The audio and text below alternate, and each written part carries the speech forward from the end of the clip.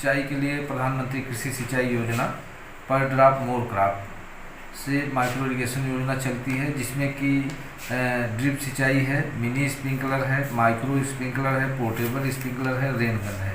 Drip सिंचाई उन फसलों के लिए है जो स्पेसिंग में रहती हैं, जैसे सब्जियां, बागवानी, इन सब के लिए ड्रिप सिंचाई है। जनपद में इसके लिए 584 हेक्टेयर का टारगेट मिला है हमें। मिनी स्प्रिंकलर कृषि फसलों के लिए धान, गेहूँ सब में मिनी स्प्रिंकलर या सब्जियों की खेती में भी आप मिनी स्प्रिंकलर लगवा सकते हैं, जिसके लिए कि हमारा 115 हेक्टेयर का टारगेट है। इसी तरीके से आप जैसे कि पालक हुआ, प्याज हुआ, लहसुन हुआ, इन सब के लिए माइक्रो स्प्रिंकलर है। माइक्रो स्प्रिंकलर में आप 80 हेक्टेयर का जनपद को टारगेट मिला है।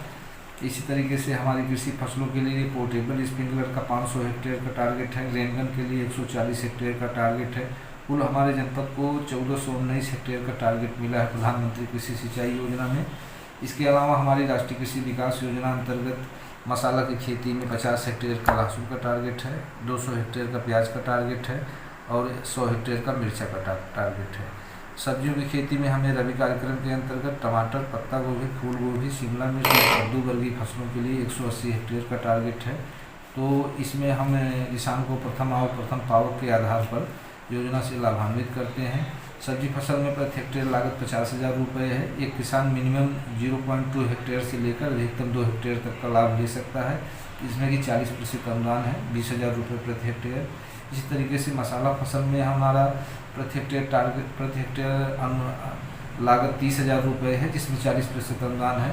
12,000 रुपये प्रति हेक्टेयर इसमें सरकार की तरफ से अनुदान है, जिसमें कि हम किसान को प्रथम पावक के आधार पर काइंड डीबीटी के रूप में उसको सामग्री उपलब्ध कराते हैं। इसके अलावा हमारी एक बेरोजगार युवाओं के लिए प्रधानमंत्री सूक्ष्म खाद्य उद्योग उन्नयन योजना जनपद में संचालित है, जिसमें कि हमारे जनपद को 199 यूनिट के अनुदान के लिए टारगेट रखा गया है।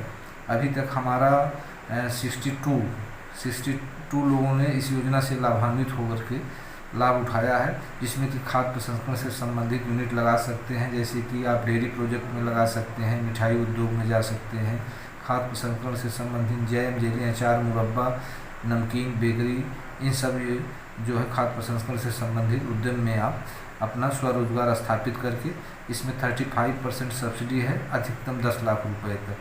तो इन योजनाओं से आप उद्यान विभाग की आप लाभान्वित हो सकते हैं। इन योजनाओं का लाभ लेने के लिए किसानों को क्या यहाँ ऑनलाइन कुछ आवेदन करना पड़ेगा या फिर विभाग? सभी योजनाओं के लिए विभागीय वेबसाइट है DBT UP हॉर्टिकल्चर, उस पर अपना पंजीकरण हमारे ऑफिस में किसी भी कार्य दिवस में आकर के आधार कार्ड, बैंक पासबुक, खतौनी, मोबाइल नंबर, 2 फोटो उपलब्ध करा सकते हैं। पंजीकरण के उपरांत जो है आपको अपना पूरा प्रपत्र हमारे आवेदन करना पड़ेगा।